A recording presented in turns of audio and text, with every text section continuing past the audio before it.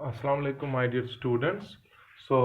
Today I am going to discuss a very important term known as current density. Current density को बेटा समझने के लिए आप कुछ टर्म्स को समझो पहले। जैसे आप कभी कहते हो this is the microscopic term, this is the macroscopic term, उसका मतलब क्या हुआ? जैसे मैं आपको बता रहा हूं, वो ये एक फ्लूइड है, ये बहुत ज्यादा विस्कस है, ठीक है। आपने इस फ्लूइड को जब कहा कि ये विस्कस है, क्या आपने इसको मॉलिक्यूलर लेवल पे कहा या बल्क लेवल पे कहा? बताओ। सो ऑब्वियसली आपने इसको बल्क लेवल पे कहा, दैट इट इज विस्कस। जैसे हनी आपने बल्क लेवल पे देखा, it appears to be viscous, so it is viscous. But जब आप किसी चीज को मॉलिक्यूलर लेवल पे स्टडी करते हो, सो इसीलिए आप जब भी किसी चीज को स्टडी करते हो, या आप मैक्रोस्कोपिक लेवल पे स्टडी करते हो या माइक्रोस्कोपिक लेवल पे स्टडी करते हो। जैसे यहां पर अगर आप करंट की टर्म समझोगे, mayor definition of electric current, जब आप करंट निकालते हो बेटा, मेरे पास एक कंडक्टर है, ऑफ से कैसा भी है, कोई भी क्रॉस सेक्शन है, वेरिंग क्रॉस सेक्शन है। जब आप करंट निकालते हो, क्या आप इस वायर में current eight a particular point निकालते हो या होल कंडक्टर की निकालते हो?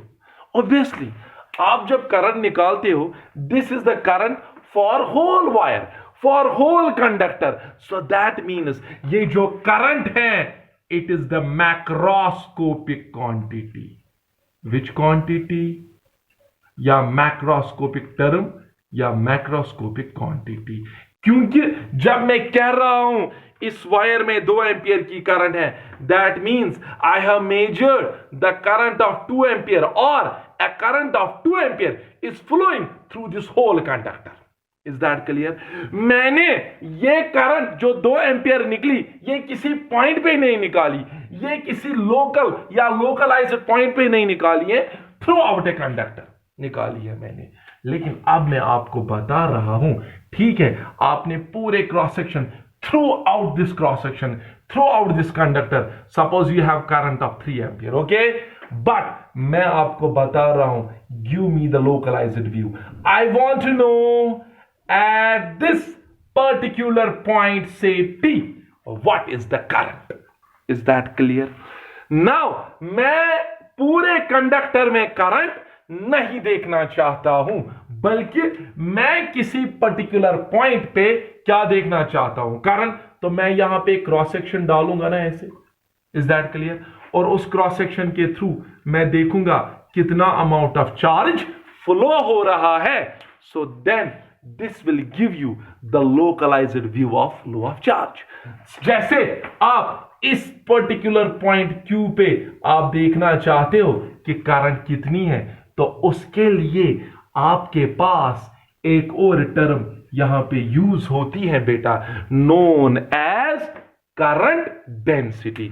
Is that clear? So can I say that current is the macroscopic quantity and current density is the microscopic quantity. बेटा ये फर्क है किस किस में? मैक्रोस्कोपिक और माइक्रोस्कोपिक में। मैक्रोस्कोपिक क्वांटिटी उस करंट को क्यों कहते हैं? क्योंकि वो बल्क लेवल या वो पूरे कंडक्टर की करंट देता है, लेकिन करंट डेंसिटी जो है, ये आपको इस कंडक्टर में किसी पर्टिकुलर पॉइंट पे करंट दे सकता है। Is that clear? और अगर आप देखोगे इस करंट डेंसिटी और करंट में एक और फर्क है। Current, you know, it is 0 order tensor और it is scalar, but current density is a vector quantity. Which quantity? Vector. अब बोलोगे सर इसकी डायरेक्शन कहां से है? रिमेंबर, जिस पॉइंट पे आप करंट डेंसिटी देखते हो या जहां पे भी आप करंट डेंसिटी निकालते हो, इसकी डायरेक्शन वहीं से होती है जहां से चार्ज की वेलोसिटी होगी। So it is direction is along the velocity of which charge? Positive charge, because conventionally positive ही लेते हैं। और अगर नेगेटिव चार्ज मूव हो रहा है, then its direction is opposite to the direction of velocity of negative charge. Is that clear?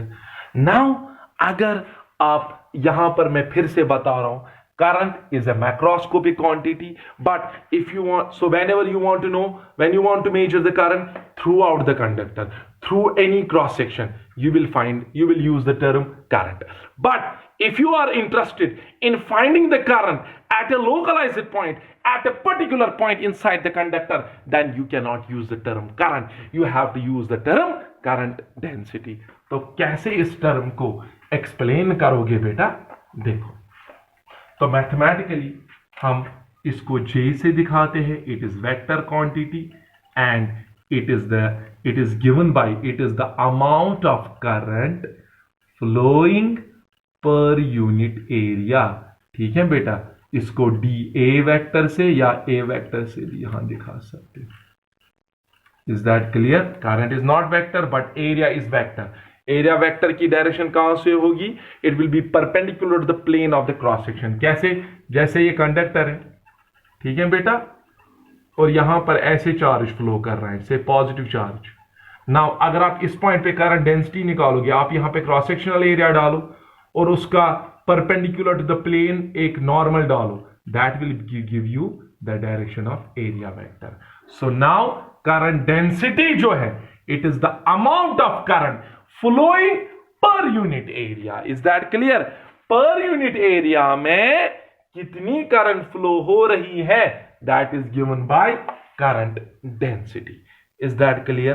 तो यहां पर अगर आपको I निकालना है तो आप क्या करोगे? यहां आएगा ना I is equal to J vector A vector. मगर वेक्टर्स में या तो डॉट प्रोडक्ट होता है या क्रॉस होता है, तो कौन सा प्रोडक्ट यहां होना चाहिए? डॉट. व्हाई?